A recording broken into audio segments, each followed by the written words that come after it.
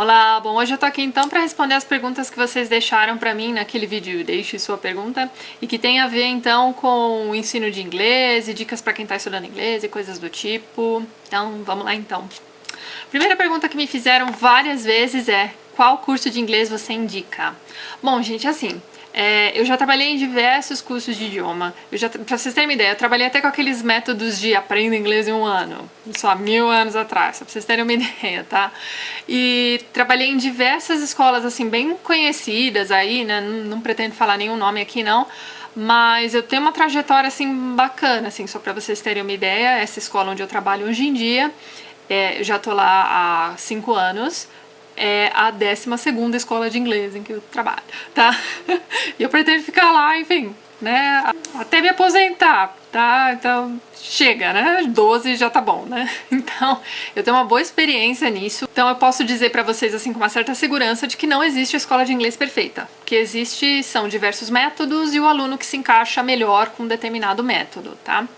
Então, na hora de você escolher um curso de inglês ou de qualquer outro idioma, o meu conselho para você é: visite várias instituições. Claro, pegue dicas, né, com amigos que já estudaram e coisas do tipo, mas visite pelo menos 3 escolas, sabe? Pergunte sobre métodos, sobre como funciona o curso. Perguntem sobre a estrutura da escola, o que você pode utilizar dentro do próprio prédio, o material que é utilizado, como é que isso pode ser feito em casa. Então, assim, cada escola vai te dar dicas diferentes de como trabalhar com o material que você vai precisar adquirir, certo? Então, eu vou tentar dar dicas aqui no geral para todo mundo, tá? Mas para escolher uma escola não adianta. Você precisa visitar algumas escolas mesmo, tá? Algumas escolas oferecem uma aula grátis, né? Uma aula de degustação, que é você ir até lá assistir uma aula num grupo que já está formado ou não. Tá? Então isso é bacana porque você pode ver ali uma microaula, né? Saber mais ou menos como é que funciona o método, ver como é que você vai se sentir naquele tipo de aula. E uma coisa muito importante que você não pode deixar passar é método mesmo, é como essas aulas são dadas, tá? Insista na pergunta, porque às vezes a pessoa que tá ali te atendendo na escola é simplesmente alguém da secretaria, não tá dentro da sala de aula, né? Mas insista, porque eles precisam te dizer, por exemplo, se é usar tradução durante a aula, se as aulas são 100% em inglês, enfim, esse tipo de coisa vai fazer uma certa diferença para os alunos também, tá? Isso vai variar de pessoa para pessoa, mas eu conheço muitos alunos que nunca viram inglês na face da terra e que preferiram começar um curso numa escola que utiliza tradução para, enfim, aprender ali pelo menos o basicão, depois de se sentirem um pouco mais seguros foram para uma escola mais forte, enfim. Eu não tenho como dizer para vocês o que é melhor para vocês sem conhecê-los, né? Então, agora, quem já tem um certo nível de inglês e está procurando uma escola mais séria para, enfim, para aprimorar a língua, aí eu já vou dizer para vocês que eu recomendo escolas que sigam o CEF, né? Para quem não sabe, o CEF é o Common European Framework, tá? Que é um guia de referência, tá? Seguido por diversas escolas aí que ensinam línguas europeias, tá? Então eu vou explicar muito por cima aqui o que é o CEF, tá? Quem gostou da ideia, por favor, procurem lá, enfim, façam aí uma pesquisa para vocês verem detalhadamente do que se trata. Mas basicamente ele é um guia de referências que vai te dizer, por exemplo, no nível básico, o que é que eu tenho que saber no nível básico? Eu tenho que saber me apresentar, falar da minha rotina, enfim. E aí, se você entrar numa escola de inglês que siga o CEF, numa escola de francês que siga o CEF, você vai ter que aprender coisas semelhantes no nível básico. Vocês entenderam como é que funciona? Eu espero ter conseguido explicar, tá? Mas é mais ou menos isso. Se eu aprendi a falar de rotina no meu primeiro módulo do curso de inglês, eu vou aprender a falar de rotina no primeiro módulo do curso de francês. Mas existem guidelines para isso. Isso aí foi estabelecido, tá? Isso é bacana, por quê? Porque tem muito método aí que foi criado por uma pessoa X, entendeu? Que quis abrir uma escola de inglês e ele ensina o que ele achar melhor ali, entendeu? E como o CEF é uma coisa aberta, você mesmo pode procurar, né, do que se trata e tudo mais, você sabe para onde você está indo. Isso é bacana. Então fica essa dica aí que eu acho muito valiosa para quem está realmente procurando uma escola séria, tá? Ou porque já tem um nível, porque quer começar numa escola mais sólida, tá? Procurar uma que siga o Common European Framework, tá? Isso vai fazer diferença. É uma pergunta muito feita, não só naquele vídeo, mas em vários, que livros de inglês você indica para quem tá começando a ler inglês? Então, gente, aí é muito complicado, tá? Eu precisaria saber qual é o seu nível de inglês, e não adianta você me dizer assim, meu nível é básico, meu nível é intermediário, porque cada escola vai chamar de básico e de intermediário uma determinada quantidade de conhecimento que eles passaram para você, entendeu? Então é muito complicado isso. Geralmente as escolas de idioma tem o que eles chamam de biblioteca. Por que o que eles chamam de biblioteca? Porque às vezes é simplesmente uma estante na secretaria. Tem lá uns livrinhos, eles chamam de biblioteca, tá? Então, e esses livros geralmente estão divididos por níveis. Então, aquilo ali foi escolhido num determinado ponto, ou pela coordenação da escola, ou pelos próprios professores, e aquilo tem que estar lá catalogado bonitinho, tá? Então, o seu professor de inglês é a melhor pessoa para te indicar livros para o seu nível, tá? Se você me fala assim, básico, eu pensar no básico da escola em que eu ensino, de repente não vai bater, entendeu? O que eu ensino no básico, de repente você só vai aprender no intermediário, então, vocês entenderam? É complicado. A menos que a sua escola siga o CEF. De qualquer forma, às vezes as pessoas veem aqui meus vídeos em que eu mostro alguns livros que eu li e tal, e aí eles perguntam assim, meu nível é tal, você acha que eu vou conseguir ler esse livro? Então, assim, os livros YA, né, que são os Young Adults, eles geralmente têm uma linguagem muito mais simples do que os clássicos da literatura, certo? Então, eu diria que quem tá ali de intermediário para avançado, sabe, no limiar, vai conseguir ler muito fácil esses livros, e quem tá ali pré-intermediário, intermediário, vai ler com um pouco de dificuldade, vai precisar de um dicionário, vai precisar da ajuda do Google, mas consegue ler numa boa, tá? Isso que eu tô falando pra vocês é no geral. Eu precisaria sentar com você, avaliar o seu inglês e te dizer certinho, vocês entendem? É meio complicado trazer esse tipo de dicas pra vocês. Eu sei que a Gil Fernandes tem um vídeo muito legal, que eu vou deixar linkado lá embaixo, em que ela dá umas dicas, assim, de alguns livros que ela já leu e tal, e aí ela vai recomendando pra que nível é. E clássico da literatura, gente, só quando você atingir o nível avançado mesmo, que você vai conseguir ler com tranquilidade e não se assustar com termos de inglês antigo, tá? Por exemplo, do século XVIII ou XIX, né? De repente do livro que você quiser ler, tá? Assusta um pouco. Mesmo quem tem bastante experiência com a língua, quando pega sei lá, Pride and Prejudice ou um David Copperfield, vai estranhar um pouquinho, tá? Aí me pediram dicas para estudar inglês em casa. Eu não entendi muito bem o que vocês quiseram dizer com isso. Será que vocês quiseram dizer que não estudam numa escola de idiomas, é só em casa? Porque aí, nesse caso, eu gostaria que vocês vissem um vídeo meu muito antigo, que aliás é o vídeo mais antigo deste canal, onde eu dou dicas de livros, tá? De material que vocês podem usar em casa. Tá, então vejam aquele vídeo lá. Eu não tenho nenhum livro novo para acrescentar para vocês. Faz muito tempo que eu não adquiro livros de ESL, tá? Eu tenho usado só os livros da escola onde eu trabalho mesmo, mas eu ainda indico todos aqueles. Todos aqueles são sensacionais, tá? Então veja aquele vídeo, aquele material é muito bom, tá? Para self-study, né? Para estudar sozinho. Na internet, veja vídeos de canais em inglês, procure os assuntos que você gosta. Então, por exemplo, se você gosta de maquiagem, procure alguns canais de maquiagem americanos ou ingleses, enfim. Mesma coisa para livros. O que não falta é booktubers aí no YouTube, tá? Vocês vão achar diversos. Então, procure um ramo que você gosta e procure vídeos no YouTube. Tenta ouvir, pelo menos, sei lá, 15 minutos, sabe? Um vídeo desses por dia, sabe? Vai te ajudar muito com listening. Então vejam vídeos na internet, assistam seriados, comprem box de séries, tá? Sei lá, gente, hoje em dia acho que dá pra comprar um box de Friends, assim, por R$20, sabe?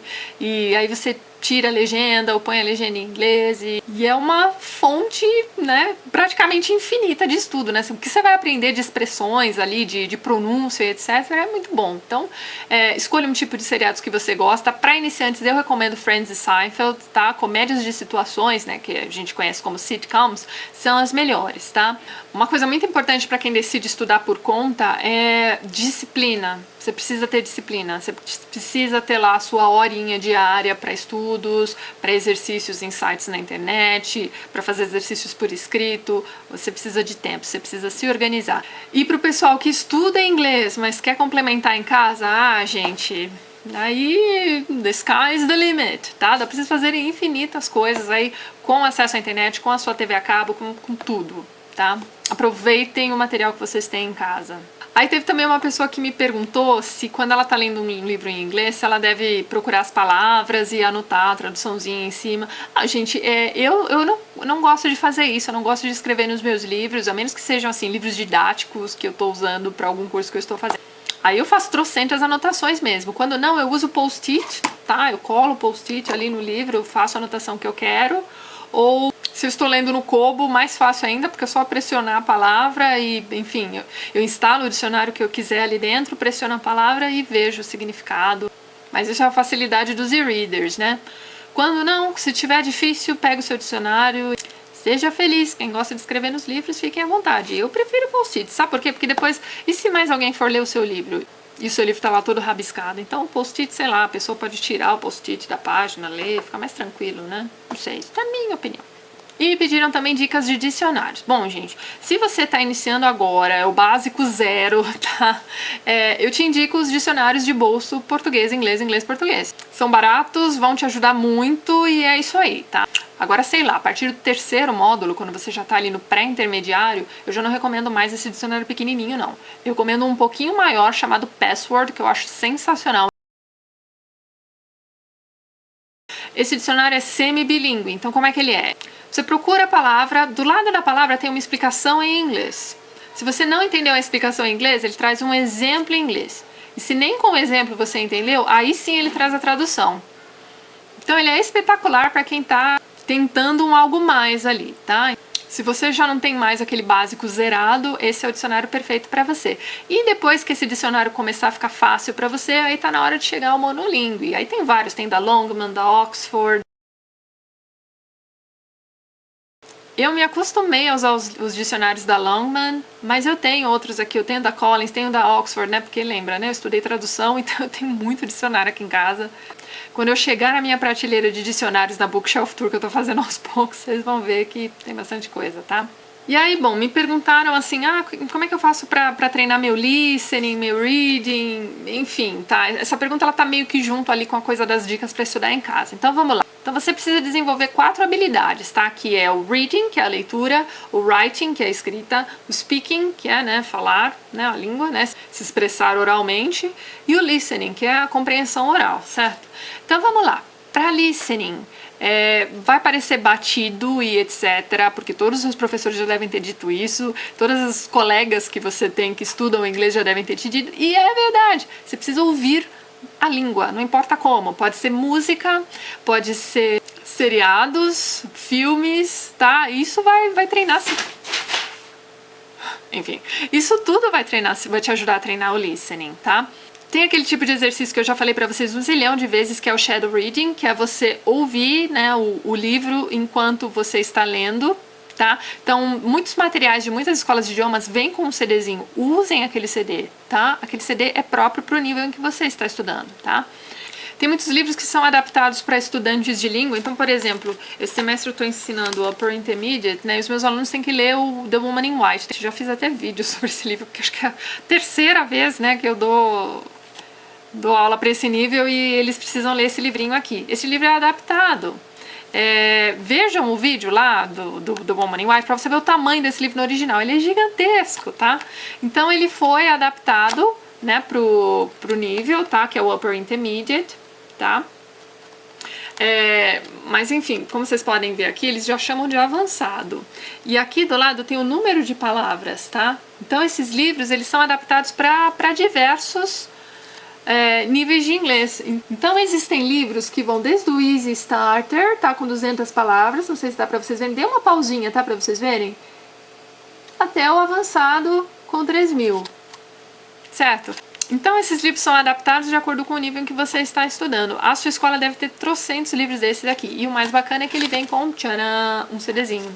Então você pode ouvir o texto enquanto você lê o livro. Isso é um shadow reading e isso é sensacional. Porque você está lendo a palavra e aprendendo a pronúncia dela ao mesmo tempo, tá? Eu faço isso direto, tá, também, até hoje. Então eu baixo o audiobook, compro o livro no original, vou lendo no ônibus, enfim, vou ouvindo. Eu gosto de fazer isso, eu conheço pessoas que não se adaptaram a esse tipo de exercício, mas eu acho importante. Pra quem tá começando, então o audiobook às vezes ajuda muito, tá? Então experimentem fazer o shadow reading, depois vocês me contem como foi, certo? Para speaking, não tenha vergonha de falar na sala de aula. Eu tenho trocentos alunos que só respondem, só falam comigo quando eu faço perguntas diretas para eles, tá? Então assim, participem, tá? Dependendo do nível em que você estiver, o professor vai jogar perguntas para vocês, né? Vai jogar perguntas para a turma toda. Então participe. Nesse momento que o professor tá pedindo a opinião de vocês sobre determinado assunto, é o momento que ele quer que um debate seja criado, em que vocês falem, que deem suas opiniões. E muitos alunos ficam só olhando, sabe? Essa é a sua chance de falar. E não tenha vergonha de errar. Você está num ambiente controlado por um profissional que estudou muito, ou devia ter estudado muito, para te ajudar ali. Então, assim, você... mas eu vou ficar com vergonha de errar. Você tá pagando, né, pra uma pessoa te corrigir, certo? Me corrija se eu estiver errado. Você tá pagando só pra ficar lá assistindo a aula. Então, participe. Mas aí tem aquele cara ali que vai ficar rindo de mim se eu falar errado. Dane-se o cara, é ele que tá pagando sua mensalidade? Não, né? Então, é isso. E se você tiver um irmão mais velho ou mais novo em casa que também esteja estudando inglês, gente, para de vergonha. Começa a falar uma coisa ou outra com seus irmãos em casa, ou os pais, enfim.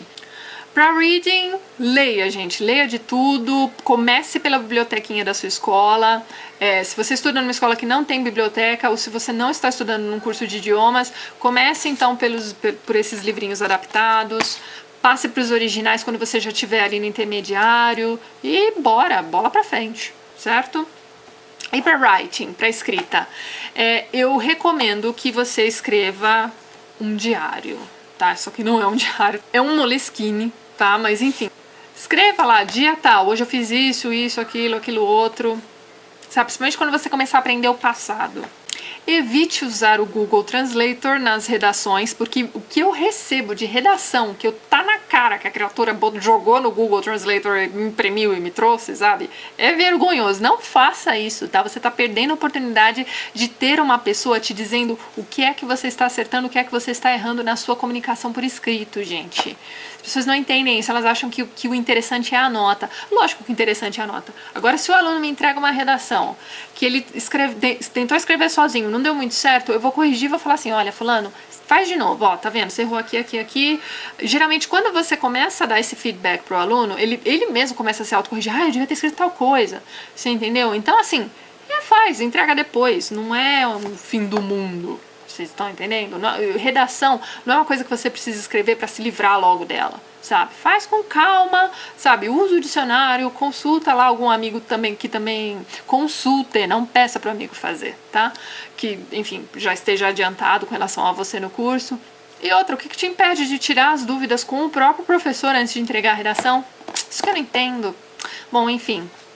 Você pode abrir um blog também em inglês com seus amigos da escola, todo mundo tem a senha, vai lá, posta alguma coisa. Vocês podem trocar e-mails. Eu sempre incentivo os meus alunos a fazerem um grupo de e-mails e trocar e-mails enfim, falando o que eles sabem ali em inglês já, sabe?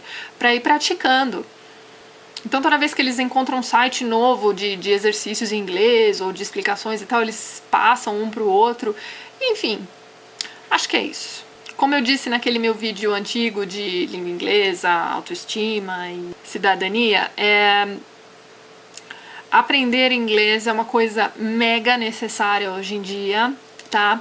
Quanto antes você começar, melhor. Não importa a sua idade, mas levanta agora, procura um curso de inglês ou procura um professor particular, porque não dá mais pra ficar sem conhecer essa língua, certo? Eu odeio inglês. Por que você odeia inglês? Porque você tinha um professor ruim na escola? Porque seu professor na escola pública só ensinava verb to be? Você tem acesso à internet. Esses mais de 15 minutos que você ficou aqui me assistindo, você podia estar assistindo uma videoaula, assistindo... Tem muita explicação aqui no YouTube também para partes gramaticais também. É só colocar lá, por exemplo, sei lá, present perfect. Você vai ver que tem um monte de vídeo sobre isso. E é isso, espero ter ajudado. Se tiverem mais alguma dúvida sobre esse assunto, deixa pra mim lá embaixo. Não esqueçam de dar joinha caso vocês tenham gostado do vídeo e também de compartilhar com os amiguinhos. Beijo pra todo mundo. Até mais.